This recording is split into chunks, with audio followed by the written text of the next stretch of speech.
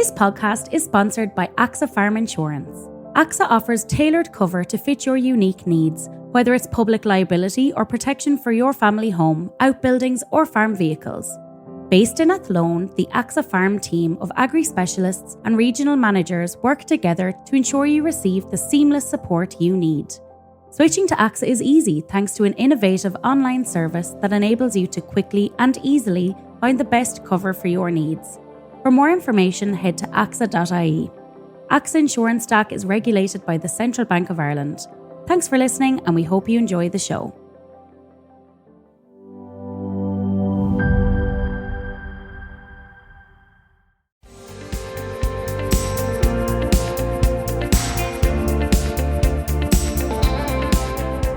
Hello and welcome to the Farming Week, the podcast brought to you by Agriland and AXA, keeping you up to date with all the latest in Irish agriculture. I'm Charles O'Donnell and I'm joined by Aisling O'Brien, Breifne O'Brien and Cathal O'Shea. Well, we hope you're keeping warm whatever way you can. It's a cold one today. Cold enough that Met Éireann has issued a low temperature warning for several counties.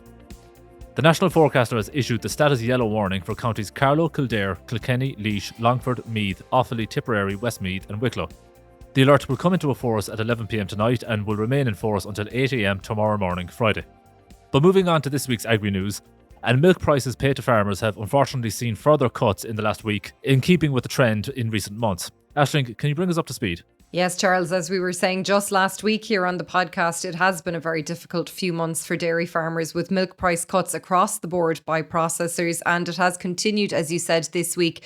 Further announcements of milk price cuts from Carberry Group, from Tyrlawn, from Dairygold and from Kerry Dairy Ireland, which of course followed on from Lakeland Dairy's announcement of a price cut as well last week. And you can find full details of all of those processor announcements on our website and app. And I suppose it all comes back to, Charles, milk supplies globally running far too ahead of what demand can absorb out there. And as a result, dairy market sentiment remains weak as these very strong global milk supplies continue to exceed the demand, and the supply growth coming from all major exporting regions, which is compounding this. And this imbalance then is, of course, going to be impacting various dairy commodities, but in particular butter, cheese and milk powder returns, which are affecting our processors here at home.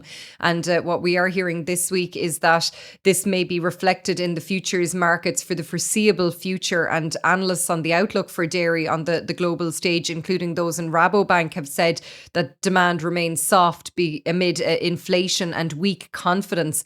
And dairy prices fell across the board as well this week, Charles, in the latest global dairy trade GDT auction. And as a result, the GDT price index dipped by a further 3% after Tuesday's event. Now, of course, that auction, which is held twice every month, is a trading platform for core dairy products. And the worst performers this time round were butter and anhydrous milk fat, while cheddar also had a disappointing drop as well in terms of average price. And look, against that backdrop here at home, the Irish Farmers Association said this week that processors will also have to share the pain during the current dairy market downturn. And the IFA's Dairy Committee Chair, Martin McIlerney, called on milk processors to work with dairy farmers in sharing the financial cost of the current challenges facing this sector. And he said in the space of 3 months, dairy processors have undertaken what he called savage milk price cuts, with as much as 10 cent a litre taken off the base milk price. And he said that farmers feel completely exposed to these cuts, and they're rightly asking why they seem to always be the first to pay the price when the markets decline. And he said since September, the price that dairy farmers received has fallen by over 20%, while the overall cost of production remains unchanged. And he said that farmers are asking at the moment, Charles, could processors have done more to lock in product earlier in the year when market returns were higher, which would have insulated milk producers, to some extent from the swings that are now being imposed, these cuts that are now being imposed on farmers as well. So look, it has unfortunately been another bad week in terms of announcements for milk price. And just while we're on the dairy sector, Aisling, there was a notable business development for one processor this week. Yes, Charles, Tirlawn announced last Friday plans for a €126 million investment in its whey processing facilities in Ballyraggart in County Kilkenny.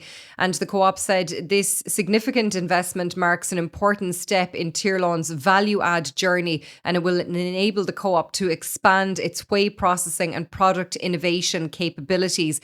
And the new facility is going to focus on the production of an advanced nutritional whey protein product portfolio, including clear whey protein, which we're told is an increasingly popular product among lifestyle consumers. And once it's operational, the facility, we're told, will significantly increase Tirlawn's capacity and flexibility to create these high value products as well. And that obviously is a boost, I suppose, for farmers in that area, that value add. But unfortunately, it might not soften the blow of the milk price cuts in the more immediate future. We're going to bring in Agriland technical journalist Breifne O'Brien now. Breifne, there was good news this week for young sheep farmers. Can you take us up to speed on that? Yeah, Charles. So on Monday there, we've seen Keepack announce details of, I suppose it's essentially a price top-up for young sheep farmers, where there will be a 20 cent per kilo premium paid on O and O grade lambs and a 30 cent per kilo premium paid on E and U grade lambs. So Cullio's will also attract an additional 10 cent a kilo price bonus through this group.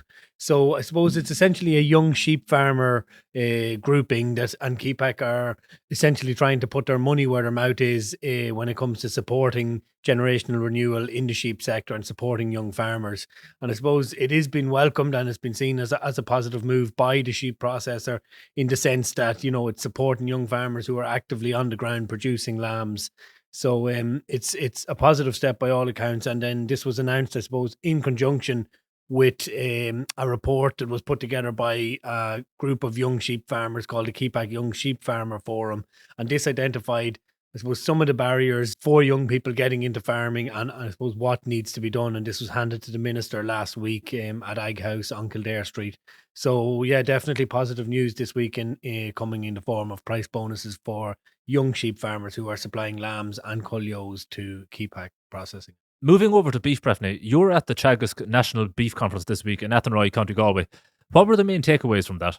Yeah, Charles. So look, there was a really big crowd down in Athenry earlier this week at the National Beef Conference, and the mood was definitely positive across the board. There was a lot of topics covered, really.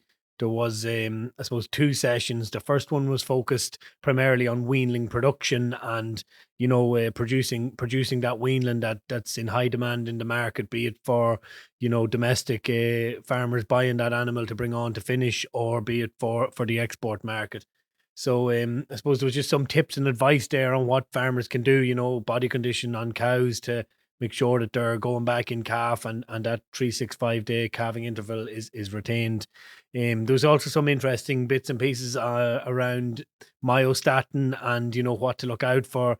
And I suppose a lot of it was about these double muscle calves and how to predict the chances essentially of a double muscle calf. And I suppose the benefits of genotyping your cows to know what genes they're carrying, if any of the myostatin genes. So the second session then was focused more so on, I suppose, the whole aspect of profits, prices and farm succession essentially. So profits, prices and passing on the farm is what the second session of the event looked at. So this heard from Gira's meat director, Rupert Claxton, who gave an interesting presentation on the Mercosur deal. He highlighted some statistics and gave a little bit of an outlook also on how he perceives the beef trade to go in the short term. And look, there was a lot of very positive sounding from him on his predictions for beef price for the next 2 years at least. So thankfully there is some positive soundings in his forecast. He also spoke a little bit about Mercosur, and he said he's not that panicked about Mercosur, which I suppose was an interesting point. He highlighted that from 2018 to 2026 forecasts in Europe, when the UK beef production is excluded, the beef production in Europe is down 830,000 tonnes in that time. And, the proposed Mercosur deal will see 99,000 tonnes of beef coming in. So in his opinion, he said he wouldn't be overly concerned and it's not a big panic. Naturally enough, this opinion has been met with opposition by the Irish farm organisations who would think differently on the proposed Mercosur deal. but it was one of the interesting points highlighted on the night. Next up, we had the IFAC accountant and suckler farmer Trevor Boland, who was speaking on tax management tips for farmers, and a little bit on farm succession as well. So it was a really interesting presentation. He invited farmers to really consider investing in their farms, their families and their future. So, he talked a little bit about farmers looking at their pensions and maybe investing into that. And he really had a big emphasis on making sure that farms are a safe place to work. So maybe, if there was any little bit of extra money around this year to maybe invest it in things that will make, cattle easier managed, the farm a safer place overall for the farmer to work and to be. Yeah, and then I suppose before the closing remarks, there was a bit of a panel discussion there on farm succession, on different paths and different options that are available, in relation to, getting young people involved and having some level of financial control of farms. And there was a good panel discussion there, which featured Youghal beef farmers, father and son duo, Eamon and Donncha McCarthy. And, it was interesting to hear their part and their story of farm succession and how they're going about. So look, overall, really positive vibes from the National Beef Conference this year. And I think beef farmers were leaving the event with a good sense of optimism and confidence going into the end of this year and the year ahead. Finally, Breifne, what's the state of play on beef prices this week? Yeah, Charles. So look, having come from historic highs, this week's factory quotes have seen the recent moves by beef processors to reduce beef prices continue. This is particularly noticeable in the cow price offers, which have been cut by up to 40 cents per kilo in cases since the end of October. Out this, they were quoting $7.10 a kilo for P-grade cows in the week following the October bank holiday, are back to $6.70 per kilo for P-grade cows earlier this week is where the quotes were at. So look, despite the recent cow price cuts, prices are still approximately €2 per kilo above this time last year, when up to $4.70 was being quoted for P-grade cows. So, a little bit of a reduction there from historic highs, but, looking at it from a broader perspective, Charles, still fairly positive. But look, I suppose prime cattle prices have come under a little bit of pressure also, and offers have been cut by up to 20 cents a kilo in cases. We're seeing procurement staff moving away and less interested in entertaining flat price offers, which had been broadly available all year until now. They're more anxious to try buy prime cattle more rigidly on the grid. And, some of the higher breed bonuses also, we're seeing them edge back maybe a little bit. But again, with that in mind, prime cattle price offers are also over €2 a kilo higher than this time last year. So while they are back a little bit on recent weeks, they are still at a relatively positive level, and that overall positivity still remains in the trade. So just to give farmers, I suppose, a bit of a taste on where offers are at this week, bullock steers are being quoted at $7.40 per kilo on the grid, with $7.50 per kilo being tabled at the higher end of the price scale for steers. Heifers are generally being quoted at $7.50, with up to $7.60 on the grid being quoted at the higher end of the price scale. So look, Christmas is fast approaching, and generally this time of the year historically sees a little bit of an increase in demand for even the prime beef cuts. So hopefully we'll see a little bit of positivity or stability and confidence return to the trade in the short term, Charles. Thanks for all that, Breifne. Just before we move away from livestock, we'll just let you know that the Department of Agriculture, Food and the Marine has issued a map outlining the predicted risk of disease caused by liver fluke infection in livestock this winter. The data predicts infection being most prevalent in the Midlands, West and Northern half of the country, with a lower disease prevalence in the Southeast. If you want to find out more about that, you can check out the article on Agriland.ie and the Agriland app. Now, there were some important announcements made for a number of farm schemes this week, Aisling, in terms of payments made and schemes opening to applications. So what do farmers need to know? Yes, Charles, let's start with scheme openings, because the organic farming scheme opened to applications on Wednesday of this week, and it will remain open until Friday, the 12th of December. The department has told us that applications from the tillage sector will receive priority access, and a guide to the organic farming scheme application process is available on the department's website to help out potential applications.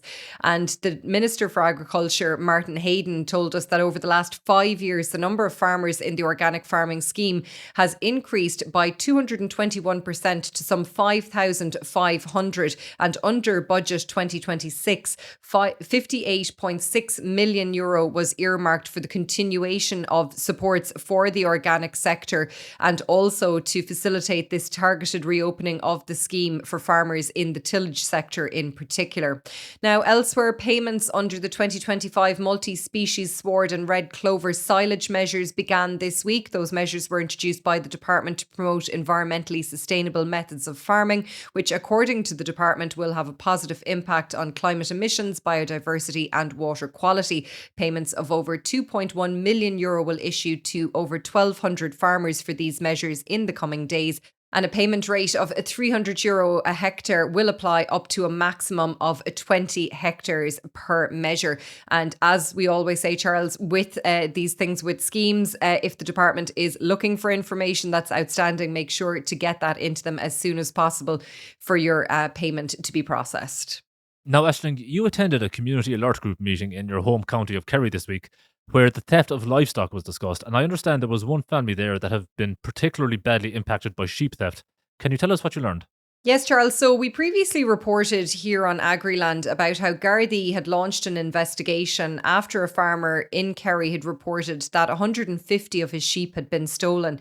Now, Dennis O'Connor lives in Artygalvin in Headford, Killarney, and he told a local meeting this week that another 10 of his sheep had been taken just last week from his farmland, which is in the remote Clyda Valley. And the farmer believes that 160 sheep in total have now been taken from his holdings since early September. He initially noticed that 120 sheep were missing when the flock were brought in for shearing in early September.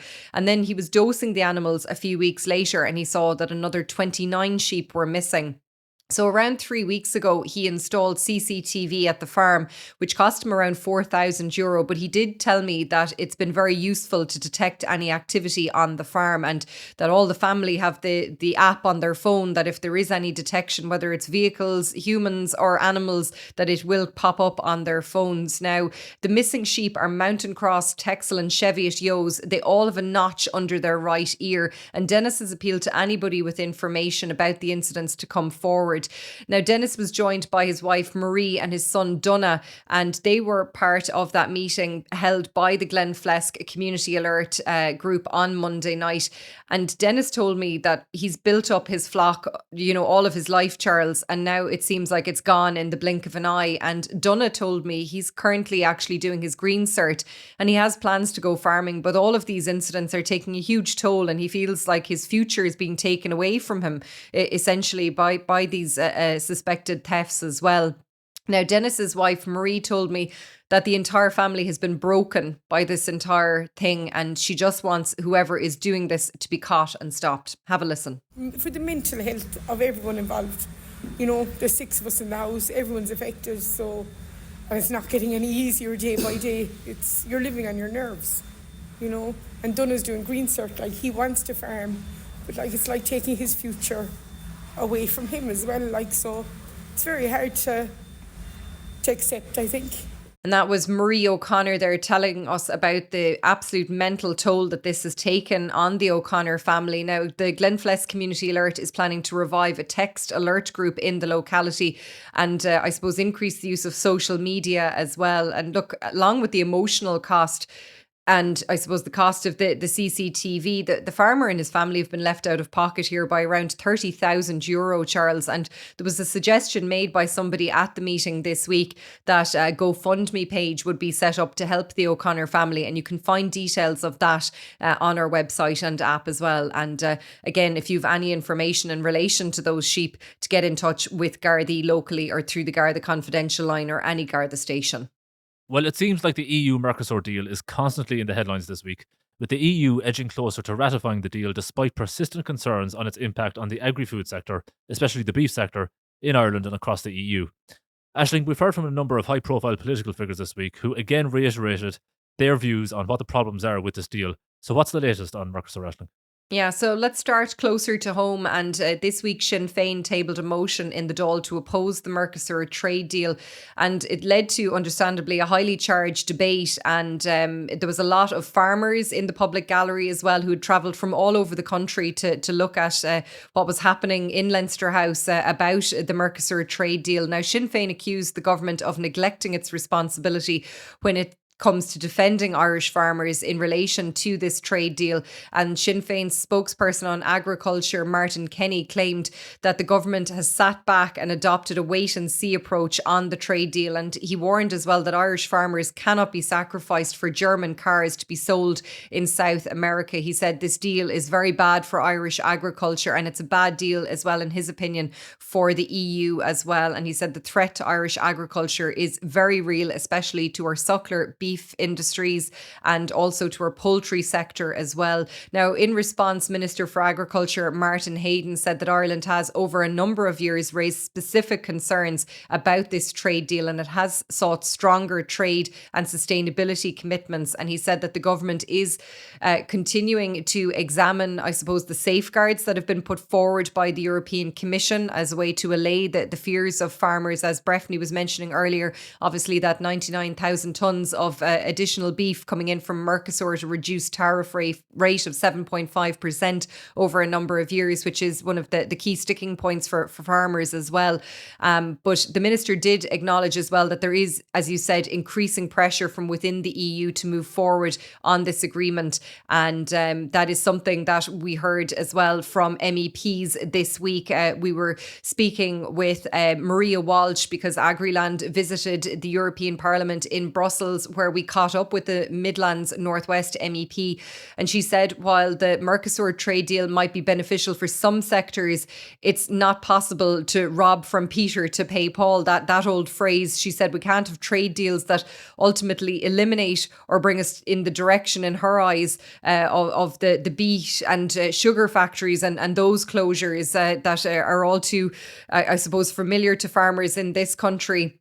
And of course, Maria Walsh, she's a member of the European Parliament's political grouping, the EPP in the EU. And she said that she would continue to ensure that the voice of farmers, particularly suckler farmers, is heard. And she said that right now the scales are being tipped that Mercosur will pass. But what we do between now and then is to continue to lobby and to make sure the safeguards are in place. And on those safeguards, Fianna Fáil MEP Barry Cowan issued an update to his party colleagues this week as well, Charles, following a meeting that he had with senior European Commission officials. And he was speaking to those officials about how these proposed safeguards would work. And he said that the meeting had given him a greater sense of clarity as well about how these safeguard mechanisms would operate, along with a better understanding of how enforcement decisions would be taken in practice. And he said that the Commission officials were explicit that those 10% thresholds on preferential imports are not rigid triggers. And he said this clarification is important and should reassure farmers that enforcement will be based on common sense and market realities and not mechanical targets, which he said would be divorced from economic harm.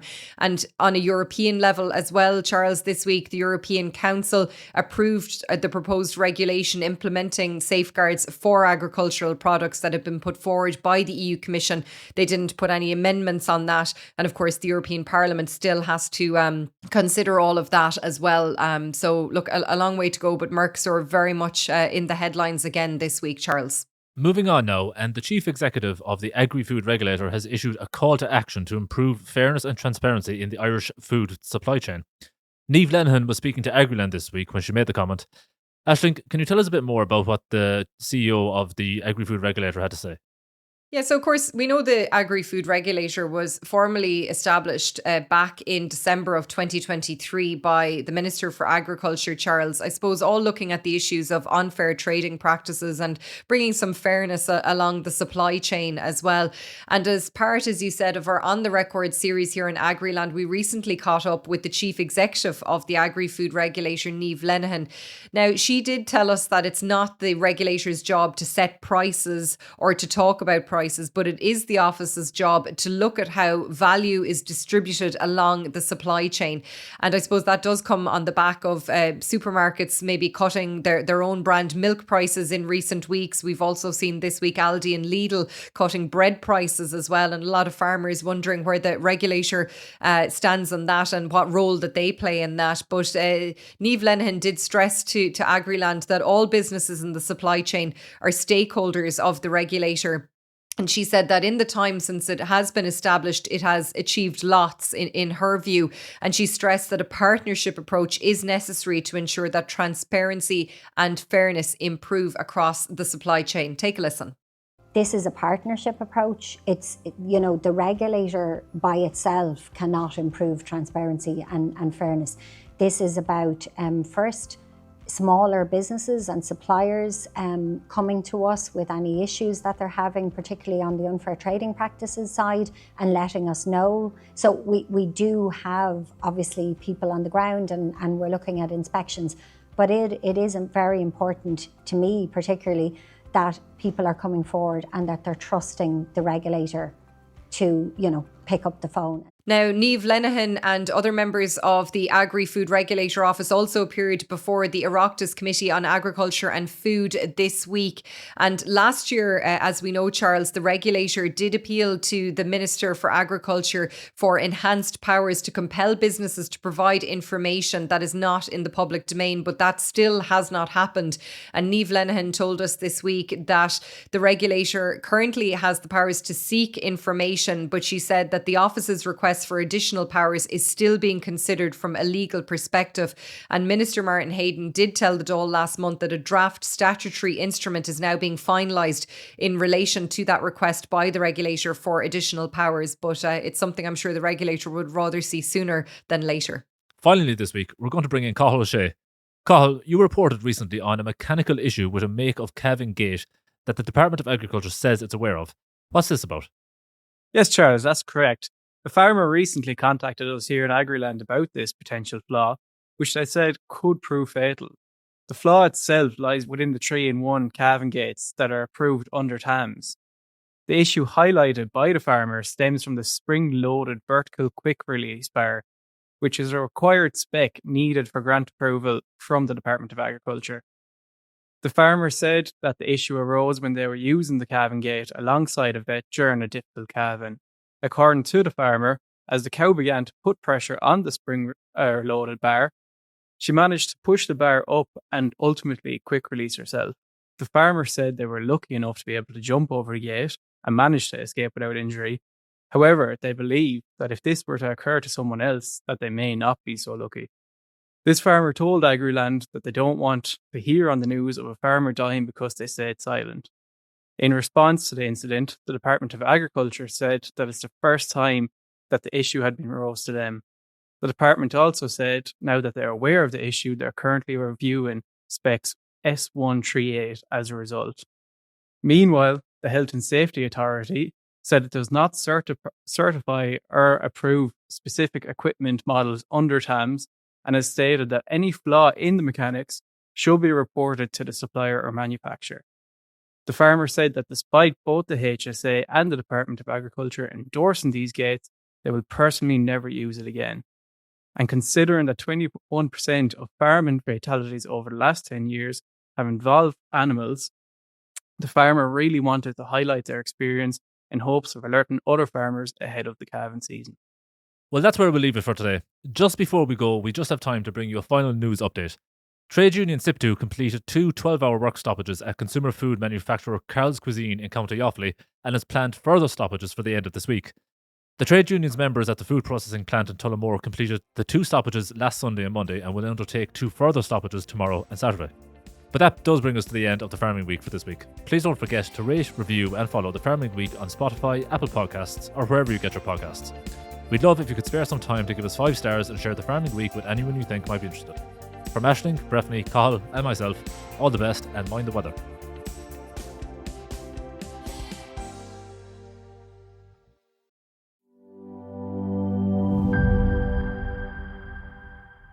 This podcast is sponsored by AXA Farm Insurance. AXA offers tailored cover to fit your unique needs, whether it's public liability or protection for your family home, outbuildings or farm vehicles. Based in Athlone, the AXA Farm team of agri-specialists and regional managers work together to ensure you receive the seamless support you need. Switching to AXA is easy thanks to an innovative online service that enables you to quickly and easily find the best cover for your needs. For more information, head to AXA.ie. AXA Insurance Stack is regulated by the Central Bank of Ireland.